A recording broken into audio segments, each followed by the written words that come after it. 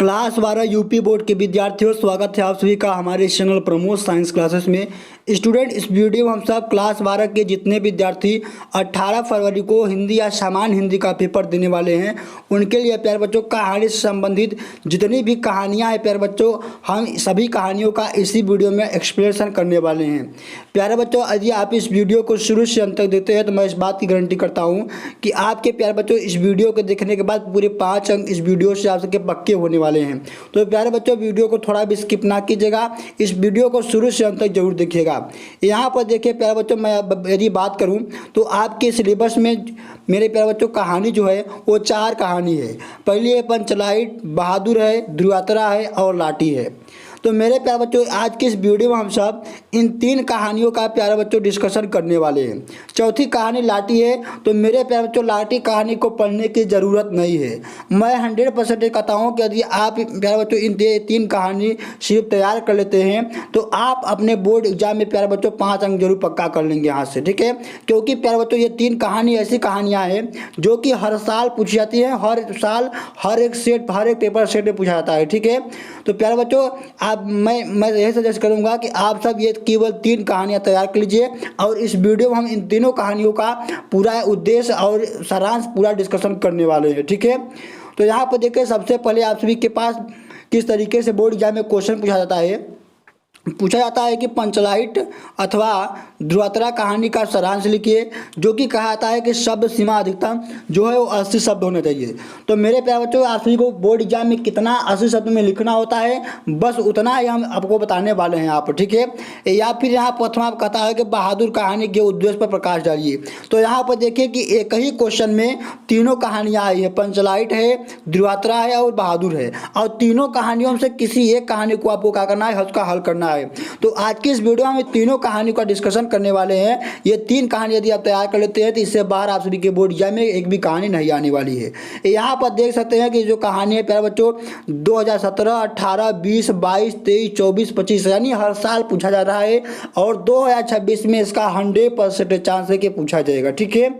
तो यहाँ पर देखिए, हम सबसे पहले बात करते हैं बहादुर कहानी में, ठीक है। तो प्यारे बच्चों, बहादुर जो कहानी है उसमें एक दिल बहादुर नाम का लड़का है, ठीक है। प्यारे बच्चों, ये जो बहादुर कहानी है अमरकांत द्वारा लिखा गया है, और इस कहानी में जो अमरकांत की जो पत्नी है जिसका नाम निर्मला है, यह क्या करती हैं कि अपने घर में एक 11 साल का क्या करती हैं, एक लड़का लेती हैं जिसका नाम है किशोर, ठीक है। यह क्या करता है कि 11 रुपये की चोरी लगा देता है बहादुर को। तो यही इसी पर क्या है पूरा कहानी आधारित है। तो इस वीडियो में हम पूरी कहानी का सारांश और उद्देश्य पढ़ने वाले हैं, ठीक है। तो यहाँ पर सबसे पहले पढ़ते हैं बहादुर कहानी का, सबसे पहले सारांश पढ़ते हैं, ठीक है। सबसे पहले क्या करते हैं हम सब, यहाँ बहादुर कहानी का सारांश पढ़ते हैं। तो देखिए यहाँ पर लिखा क्या गया है प्यारे बच्चों, मैं जितना बता रहा हूँ, जितना बताऊँगा सेम इतना ही आप सभी को अपने बोर्ड एग्जाम में लिख कराना है, इतना ही लिख कराना है, इससे ज़्यादा ना इससे कम लिखना है, क्योंकि यदि इससे कम लिखेंगे तो आपके नंबर कट जाएंगे, और यदि आप इससे ज़्यादा लिखते हैं तो प्यारे बच्चों आपका टाइम वेस्ट होगा। तो मैं आपको यही सजेस्ट करूँगा कि आप मैं जितना बता रहा हूँ आप उतना ही अपने बोर्ड एग्जाम में लिख कर आइएगा, ठीक है। यहाँ पर कहानी देखिए इसका है कि अमरकांत जी द्वारा लिखी कहानी बहादुर एक मध्यवर्गीय परिवार में नौकर के साथ परिवारजनों द्वारा किए गए अत्यधिक कुट व्यवहार की कहानी है, ठीक है। लेखक ने स्वयं को कहानी का पात्र बनाते हुए कहानी की आत्मकथात्मक रूप की में रचना की है। अपने से संपन्न रिश्तेदारों के घर पर नौकर द्वारा जुटाई सुविधा एवं शान को देखकर लेखक की पत्नी जो निर्मला है वो स्वयं भी एक नौकर रखना चाहती हैं, ठीक है, नौकर रखना चाहती हैं। आगे है प्यारे बच्चों यहाँ पर कि बहादुर का जो है, बहादुर नेपाल का प्यारे बच्चों वो 12 से 13 साल का एक क्या है लड़का है, ठीक है, जो अपनी माँ के दुर्व्यवहार से तंग आकर घर छोड़कर शहर चला जाता है, ठीक है, और निर्मला के परिवार में नौकर रख लिया जाता है, ठीक है। निर्मला और उसका परिवार बहादुर के प्रति पहले तो अच्छा व्यवहार करते हैं, ठीक है, परंतु धीरे धीरे कठोरता बरतने लगते हैं। वह घर का सारा कार्य करता है, इसके बावजूद उसके साथ गाली गलौज और मारपीट तक की जाती है, ठीक है। तक की यहाँ पर नौबत आ जाती है। झूठ चोरी का इल्ज़ाम लगाकर उसे अपमानित किया जाता है और उसे क्या होता है, पीटा भी जाता है। अंततः बहादुर छोड़कर चला जाता है। अब परिवार के सभी सदस्य उसे ढूंढने लगते हैं। यानी बहादुर निर्मला के घर में क्या करता था, नौकर का काम करता था, और उसे जब मार पीट जाता है तो वो घर छोड़कर क्या होता है, चला जाता है। ठीक है। अब बहादुर को जो घर के अब परिवार हैं क्या होता है, ढूंढने लगते हैं, क्योंकि उसके कारण सब आराम के आदी हो चुके थे। यानी प्यारे बच्चों, उसी से सब काम कराते थे और उसके जो निर्मला के सभी घर वाले हैं वो आराम के क्या उनको आदी लग गई थी। तो जब चला गया तो सभी लोगों को कार्य करना पड़ गया। इसलिए क्या हुआ कि वो सब उसे परिवार से जो परिवार के लोग हैं वो बहादुर को ढूंढने लगे। ठीक है। बहादुर की उपयोगिता देखकर सभी का अपना घरेलू कार्य करने से घबराते हैं। बहादुर के घर छोड़ जाने पर वे सभी पश्चाताप करने लगते हैं। ठीक है। तथा अच्छा व्यवहार करने की सोचने लगते हैं। यानी जब वो चला जाता है तो उसके बारे में जो परिवार के लोग हैं वो अच्छा व्यवहार करने के लिए सोचने लगते हैं, परंतु वह पछताता हो तो क्या, जब चिड़िया चुग गई खेत। ठीक है मेरे प्यारे बच्चों, यहाँ पर फिर आगे कहता है कि बहादुर सहनशीलता और सम्मान को भावना कूट कूट कर भरी हुई है। उसके इसी चरित्र के कारण यह कहानी हमें प्रिय है। तो मेरे प्यारे बच्चों, सही में इतना ही आप सभी को अपने 80 शब्दों में अपनी कहानी को लिख कर आना है। इससे ज़्यादा ना इससे कम लिखना है आप सभी को।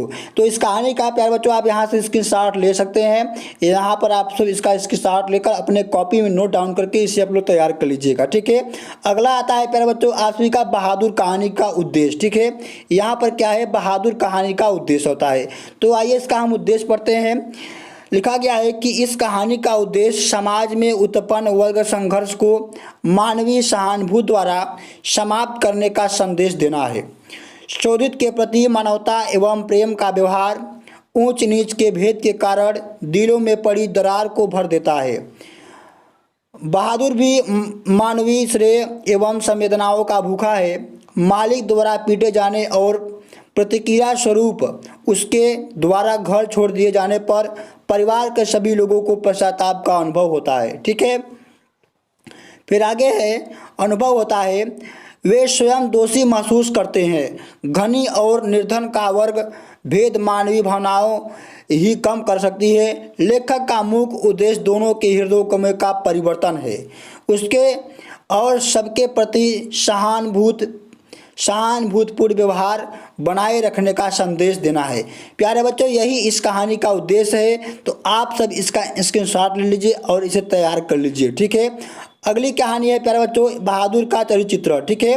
आप सभी में आता है कि जो बहादुर कहानी के प्रमुख नायक है उसका चरित्र कीजिए। तो यानी बहादुर कहानी का जो नायक है वो क्या है, दिल बहादुर है, तो उसी का यहाँ पर चरित्र किया गया है। देखिए इसमें कहना क्या है आपसे को कि इसमें बताया क्या है कि छल कपट रहित भोला बालक परिश्रमी है, हंसमुख एवं मधुसूर है, ईमानदार और सच्चा हृदय वाला है। ठीक है।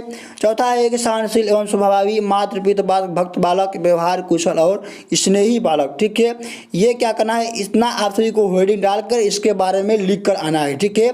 ये क्या करना है, जब आ जाएगा बहादुर का चरित्र कीजिए तो आप सभी को मेरे बात ये सभी हेडिंग बना कर बस हेडिंग याद कर लीजिए। ठीक है। इसके बाद जो कहानी है, जो कहानी में आपको बताया गया है वही आप सभी को इस कहानी इस हेडिंग में लिख कर चले जाना है। ठीक है। अब प्यारे बच्चों बात आता है यहाँ पर अगली कहानी है पंचलाइट कहानी।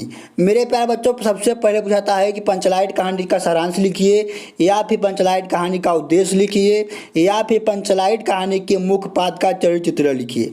तो सबसे पहले हम सब बात करते हैं कि पंचलाइट कहानी के जो मुख्य पात्र है जिसका नाम प्यारे बच्चों गोधन है। ठीक है। और गोधन प्यारे बच्चों इसमें एक मुनरी नाम की लड़की है जो कि गुलरी काकी की लड़की है, और उसमें प्यारे बच्चों सरदार है, और एक कनेली है जो लड़की है वो क्या है प्यारे बच्चों, मुनरी की सहेली है। ठीक है। उसमें होता क्या है, होता यह है कि रामनवमी के मेले में जो गांव वाले हैं वो जाते हैं और मेले से पेट्रोमैक्स खरीद लेते हैं, जैसे गांव वाले क्या करते हैं पंचलाइट करके पुकारते हैं। ठीक है। तो यही क्या करना है, आप सभी को सबसे जब कहानी का मुख्य पात्र का जब चित्रण करने के लिए आ जाए तो आप सभी को ये सभी हेडिंग बनाकर लिखना है। ठीक है, हेडिंग याद कर लीजिए। इसके बाद जो मैं कहानी बताने वाला हूँ उसी का हिस्सा आप सभी को इस हेडिंग में डाल देना है, आपके पंचलाइट कहानी का मुख्य पात्र का चित्रण बन जाएगा। ठीक है, तो अब बात करते हैं प्यारे बच्चों, जो पंचलाइट कहानी है उसका सारांश क्या है। ठीक है, यही जो क्वेश्चन है ये बहुत बार पूछा जाता है, पंचलाइट कहानी का सारांश लिखिए। अधिकांश यही क्वेश्चन आपके बोर्ड एग्जाम में पूछा जाता है। ठीक है, तो यहाँ पर इसका सारांश लिखेंगे कि पंचलाइट कहानी फणीश्वर नाथ रेणु जी की एक आंचलिक कहानी है। इस कहानी में बिहार के एक पिछड़े गांव के परिवेश का बहुत ही सुंदर चरित्र चित्रण किया गया है। ठीक है, यहाँ पर आगे लिखेंगे कि इस गांव में गोधन नाम का एक लड़का है जो गांव की एक मुनरी नाम की लड़की से प्रेम करता है। ठीक है, मुनरी की मां ने गांव के पंचों से गोधन की शिकायत की थी कि वह उसके घर के सामने से सिनेमा का गाना गाता हुआ गुजरता है। यानी जब भी गोधन जो होता है, जब भी मुनरी के घर के सामने से निकलता है तो सिनेमा का गाना गाते हुए निकलता है। इसका शिकायत जो है मुनरी की माँ ने की थी, किसे, सरदार से की थी। ठीक है, आगे है यहाँ पर लिखेंगे कि इसी कारण से गांव के पंचों ने उसे बिरादरी से निकाल रखा था। ठीक है, जो गांव के लोग थे इसी कारण से उसे क्या थे, निकाल दिए थे। एक दिन रामनवमी के मेले से गांव वाले एक पंचलाइट खरीद लाते हैं। ठीक है, जो पैसे बचे थे उससे पाठ पूजा की सामग्री ले लेते हैं। सभी लोग पंचलाइट देखने के लिए बहुत ही उत्सुक होते थे, लेकिन समस्या यह उठती है कि पंचलाइट आखिर जलाएगा कौन। ठीक है, पंचलाइट आखिर जलाएगा क्यों, क्योंकि सीधे साधे लोग जो पंचलाइट है उसे जलाना नहीं जानते थे। ठीक है, तो यहाँ पर आगे आता है बात कि मुनरी को पता था कि गोधन जो है पंचलाइट जलाना जानता है। वह बड़ी चतुराई से अपनी बात जो है उस अपनी सहेली कनेली के माध्यम से यह बात पंच तक पहुँचा देती है। पंच गोधन को पुनः बिरादरी में शामिल करने के लिए मान जाते हैं और गोधन पंचलाइट को जला देता है। जब उसे अपने बिरादरी में जो होता है गोधन को जब शामिल कर लेते हैं तो जो गोधन आता है पंचलाइट को जला देता है। मुनरी की माँ गुलरी काकी बहुत प्रसन्न होती है और गोधन को शाम के लिए भोजन के लिए आमंत्रित करती है। ठीक है, आगे यहाँ है कि पंच भी अत्यधिक उत्साहित होकर गोधन को कहते हैं कि तुम्हारा 7 खून माफ। खूब गाओ सलीमा का गाना। पंचलाइट की रोशनी में कीर्तन और भजन करते तथा खुशियाँ मनाते हैं लोग। ठीक है, ये हो गई मेरे प्यारे बच्चों पंचलाइट कहानी का सारांश हो गया। ठीक है, आप इसकी शॉट लीजिए और इसे आप लोग तैयार कर लीजिएगा। ठीक है, अब मेरे प्यारे बच्चों यहाँ पर अगली बात आती है, अगला क्वेश्चन आप सभी के बोर्ड एग्जाम पूछा जाता है कि पंचलाइट कहानी का उद्देश्य लिखिए। ठीक है, तो यहाँ पर लिखेंगे कि पंचलाइट कहानी श्री फणीश्वर नाथ रेणु द्वारा रचित एक आंचलिक कहानी है जिसमें रेणु जी ने ग्रामीण के परिवेश को अत्यंत सुंदरता के साथ उभारा है। गांव के लोग जाति के आधार पर किस प्रकार विभिन्न टोलियों में बंट जाते हैं और ईर्ष्या द्वेष की भावना से भरे रहते हैं, इन सबका बड़ा ही सुंदर और यथार्थ चित्रण इस कहानी में किया गया है। ठीक है, आगे यहाँ पर लिखेंगे कि इस कहानी में रेणु जी ने प्रत्यक्ष रूप से गांव सुधार की प्रेरणा भी दी है। ग्रामीण परिवेश का वास्तविक चित्रण इस कहानी का उद्देश्य है। इसी कहानी के साथ रेणु जी ने यह भी सिद्ध किया है कि आवश्यकता बड़े से बड़े संस्कार और निषेध को अनावश्यक सिद्ध कर देती है। ठीक है, अर्थात आवश्यकता पड़ने पर बड़े से बड़े दोष को भी हटाया जा सकता है, जैसा कि इस कहानी में बताया गया है। ठीक है, तो यही प्यारे बच्चों आप सभी की क्या है, यही पंचलाइट कहानी का उद्देश्य है। आप इसकी शॉट ले लीजिए और इसे अपने कॉपी में नोट डाउन करके इसको तैयार जरूर कर लीजिएगा। अगली कहानी आती है प्यारे बच्चों ध्रुव यात्रा कहानी। मेरे प्यारे बच्चों इसमें राजा रिपुंदम है जो कि उर्मिला है। प्यारे बच्चों ये जो कहानी है आचार्य मारुति जी की है। ठीक है, अगली यहाँ पर देखिए है, अगला यहाँ पर कहानी है प्यारे बच्चों ध्रुव यात्रा। आप सभी के बोर्ड एग्जाम में पूछा जाता है कि ध्रुव यात्रा कहानी का सारांश लिखिए। तो इसका आप सारांश लिखेंगे कि ध्रुव यात्रा कहानी जैनेन्द्र कुमार द्वारा रचित लिखित हिंदी की कहानी है जिसका सारांश इस प्रकार है कि राजा रिपुंदमन उत्तरी ध्रुव की यात्रा सफलतापूर्वक पूर्ण रूप से करके यूरोप के नगरों की बधाइयाँ लेते हुए मुंबई और फिर वहाँ से दिल्ली आते हैं। राजा रिपुदमन उर्मिला के बीच काफ़ी पहले से प्रेम संबंध था, लेकिन उन दोनों ने परस्पर विवाह नहीं किया। रिपुदमन विवाह को संबंध मानते हैं किंतु प्रेम को सत्य मानते हैं। ठीक है, आगे यहाँ पर लिखेंगे कि उर्मिला के पास राजा रिपुदमन के एक संतान भी है। उर्मिला सिद्धि प्राप्ति के लिए राजा को दक्षिणी ध्रुव जाने की सलाह देती है। आचार्य मारुति राजा रिपुदमन को विवाह करने के लिए कहते हैं और बताते हैं कि उर्मिला उन्हीं की बेटी है। ठीक है, आगे लिखेंगे कि आचार्य मारुति के समझाने पर राजा रिपुदमन विवाह के लिए तैयार हो जाते हैं, परंतु उर्मिला तैयार नहीं होती है और कहती है कि शादी राजा की सफलता बाधा उत्पन्न करेगी, इसलिए वह राजा को दक्षिणी ध्रुव जाने के लिए जिद करती है, जिससे राजा रिपुदमन दक्षिणी ध्रुव की यात्रा करने के लिए निकल जाते हैं। ठीक है, आगे लिखेंगे यहाँ पर कि तीसरे दिन उर्मिला ने अखबार में पढ़ा कि राजा रिपुदमन सवेरे खून में भरे पाए गए। उन्होंने आत्महत्या कर लिया था।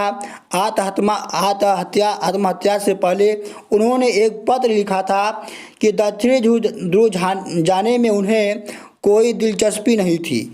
वे किसी के वचन को पूरा करने जा रहे थे, ध्रुव पर भी बचना नहीं था। ठीक है, अगला यहाँ पर है कि इस कहानी इसलिए उन्होंने आत्महत्या कर लिया है और यहीं पर यह कहानी प्यारे बच्चों समाप्त हो जाती है। तो इस तरीके से इस कहानी का जो है अब है सारांश, इसका आप लोग स्क्रीनशॉट मान लीजिए। मेरे प्यारे बच्चों, ये सारी कहानियाँ आप सभी को बोर्ड एग्जाम में सेम यही जो कहानी मैं बताया हूँ, यही 3 कहानी आप सभी के बोर्ड एग्जाम में पूछी जाएगी। इससे बाहर आप सभी के बोर्ड एग्जाम में कोई कहानी नहीं आएगी। तो मेरे प्यारे बच्चों, यदि वीडियो अच्छा लगे तो वीडियो को लाइक, इन चैनल को सब्सक्राइब जरूर कर लीजिए। प्यारे बच्चों, इसी तरीके से बोर्ड एग्जाम तक आप सभी का ये चैनल हेल्प करेगा, तो इसलिए आप इस चैनल को सब्सक्राइब करना ना भूलिएगा। तो धन्यवाद मेरे प्यारे बच्चों, मिलता हूँ अगली वीडियो में एक नए टॉपिक के साथ। जय हिंद।